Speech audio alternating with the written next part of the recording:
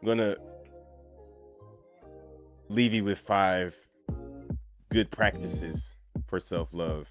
Number 1, practice of good self-love. Practice mindfulness. I used to have this app called Headspace. Not a sponsor. Where it will walk you through parts of your body to be present, to have your mind present with your body. It would go from your hands to your elbow, forearm to elbow to arm to shoulders to back, so on and so forth.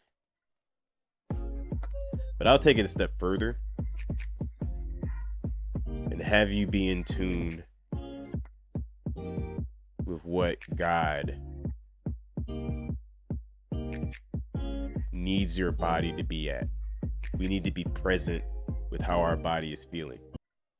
And if my body is feeling tired and God is sending signs that, hey, you're tired, then maybe we need to practice self-love and give ourselves time to recuperate. Have to be present in our personal journey in this life. Like for me, to help with mindfulness, I started to journal a lot, like write down my thoughts. Like when I went through therapy, a therapist said that maybe you need to be open with how you're feeling. Like when those times you're feeling low, what does that look like for you? And you have to be honest with yourself. That's the beautiful part about mindfulness. Taking in that deep breath in your chest and lungs and feeling the fact that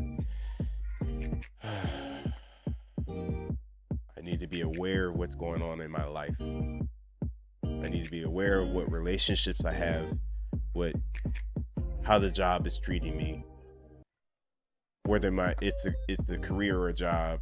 There's a difference. Another episode for another day. Whether that personal boundary has been met, whether that relationship is toxic or not, you have to be aware of what's going on. So I will write down every now and again, all right, today, this is how my mind felt. This is how my body felt. This is what I did to combat that. And it's pretty much a self-reflection of what you got going on. Number two. Don't take the small wins for granted. If you have a family, don't take that for granted. If you're able to wake up in the morning and grab a bite to eat from the kitchen, be able to feed, being the provider that we are. If you're able to feed your family, being able to have funds in our accounts, don't take that for granted. That's a blessing. And you need to know, for your betterment, for your mind, that was good. It's a small win. But then there's number 3, celebrate the big ones, the big wins. You got promoted, celebrate that joint. Got an anniversary, obviously celebrate that, or you will die. Or you will receive death threats. Celebrate that.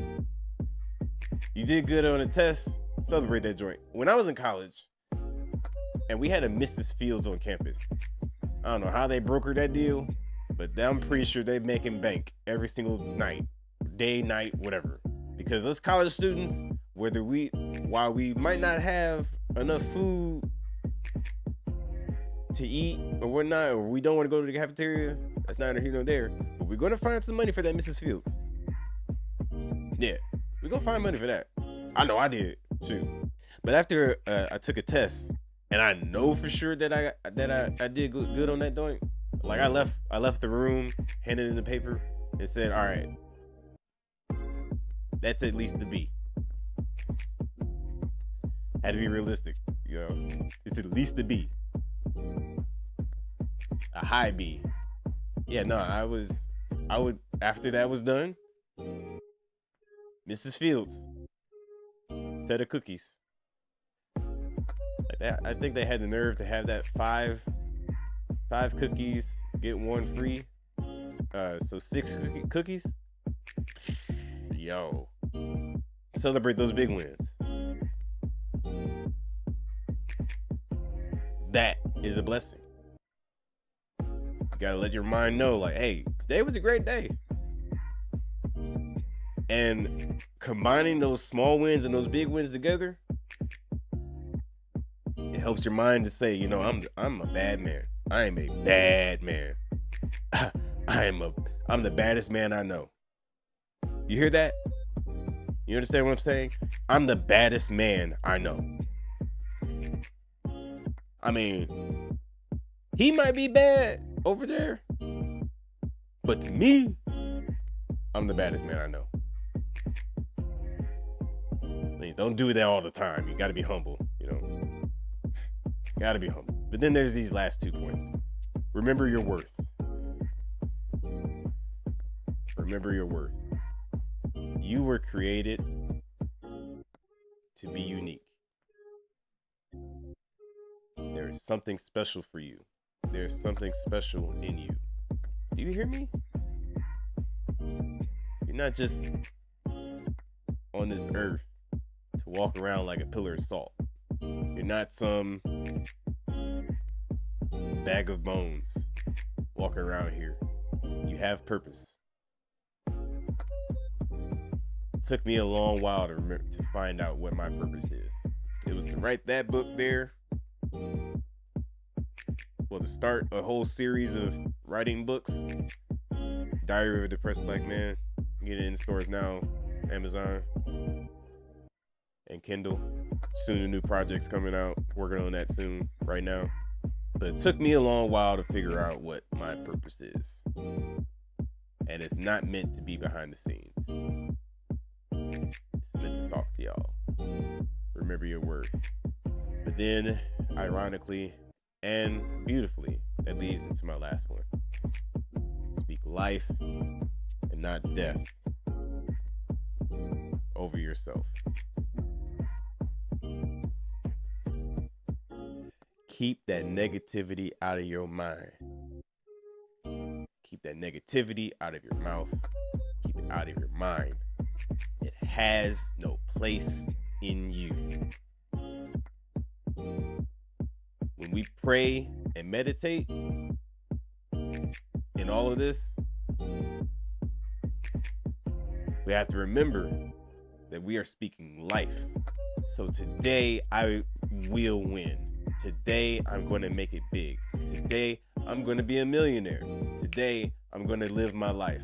Today I'm going to choose love. Today I'm going to live on my purpose. Today I'm going to whatever it needs to be for you. We speak life, not death. So gone are the days when we all try to say, well, you know, I'm just nothing. I'm not worth anything. I don't deserve love. It's okay to feel like that for a bit. All right? Let me be clear about that, though. It's okay to feel like that for a second. A hot second. But get it out of your mind. It has no place in your mind. It has no place in your heart. It has no place in your soul. God didn't create you for nothing. Which goes back into number 4, remember your worth. You have purpose. So when we speak these things on a daily basis, we're not only speaking to ourselves, but we're speaking to everything around us. That this mountain that's in my way is going to move out of my way because I believe in someone that's going to help me realize my true worth. We need to remember that, y'all. Remember that in our prayers. Remember that in our meditations. When we're taking deep breaths. When we're taking moments of time for ourselves. We got to remember these things. We got to remember to love.